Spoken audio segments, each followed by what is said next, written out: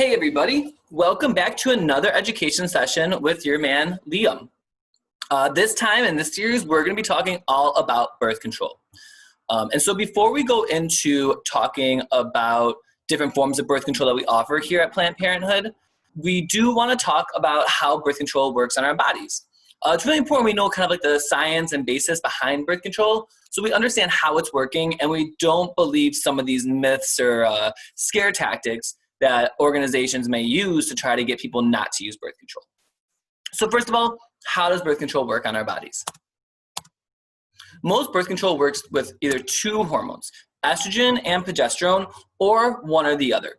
When we talk about birth control options, we're going to talk about which ones use both and which ones only use one. So something like the Nexplanon, which is implanted into your arm, that uses just progesterone. But then the birth control pill, it can use estrogen or progesterone or both. Long-acting methods like the Nexplanon use progesterone only. So it's really, progesterone has been shown to have less side effects than estrogen does. And so using a progesterone only one can have less side effects such as breast tenderness, hot flashes, things like that. So like I said, some of the side effects, fever, headache, nausea, tenderness, especially the breast tissue. Progesterone is also better for women over 35 who have high blood pressure or are breastfeeding. And so basically these hormones are naturally produced in your body through your ovaries.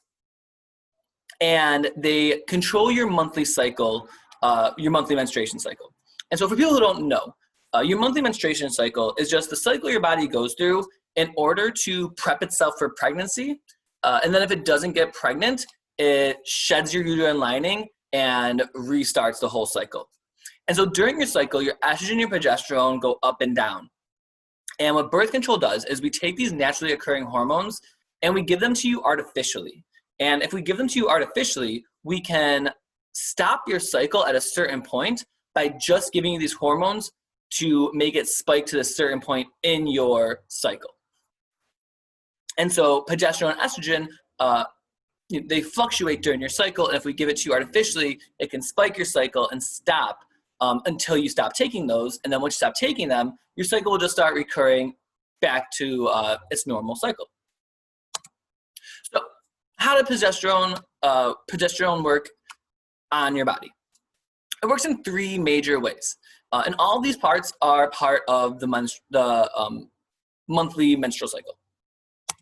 So how do they work? First, it stops you from ovulating. This is a picture of what ovulation looks like. This pink part right here is the ovaries where your eggs are stored. This red part is something called the fimbria, which are little tentacle-like things that pull the eggs out of the ovaries.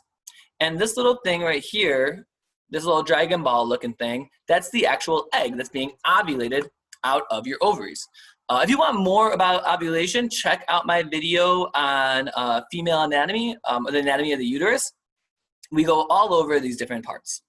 But so in order to get pregnant, a person has to ovulate an egg into their fallopian tubes.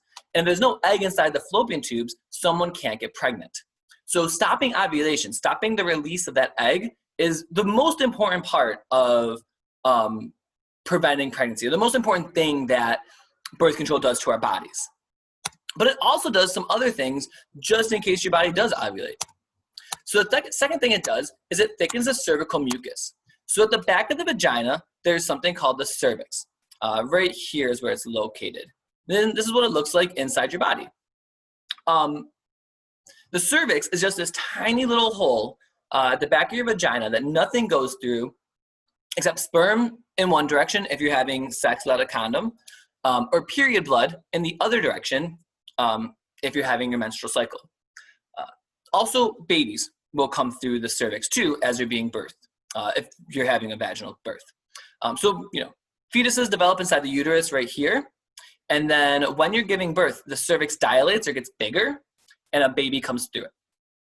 Through your cervix, through your vaginal canal, and then out of your vagina.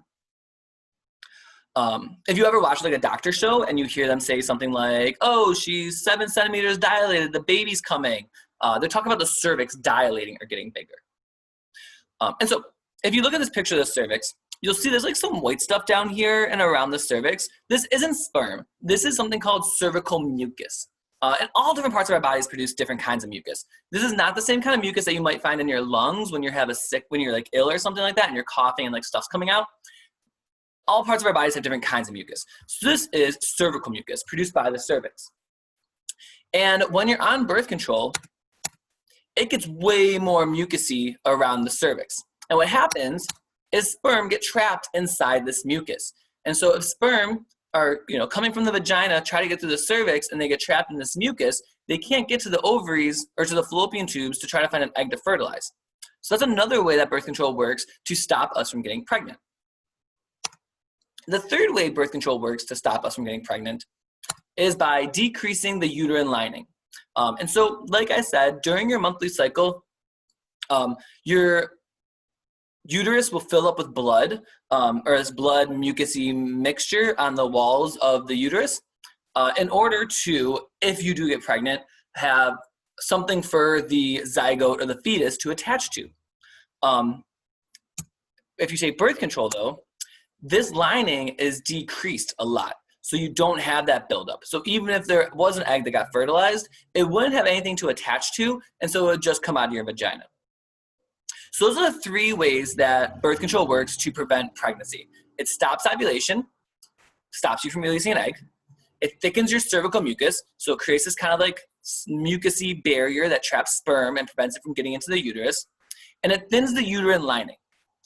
This thinning of the uterine lining is actually one of the main reasons a lot of young women start taking birth control, or a lot of young people who have uteruses may start taking birth control, because thinning the uterine lining can decrease your period or your menstrual flow. So if you, a lot of young girls, maybe they have a heavy flow, maybe they have a lot of cramping or other sorts of things that occur when they're on their, when they're having their period.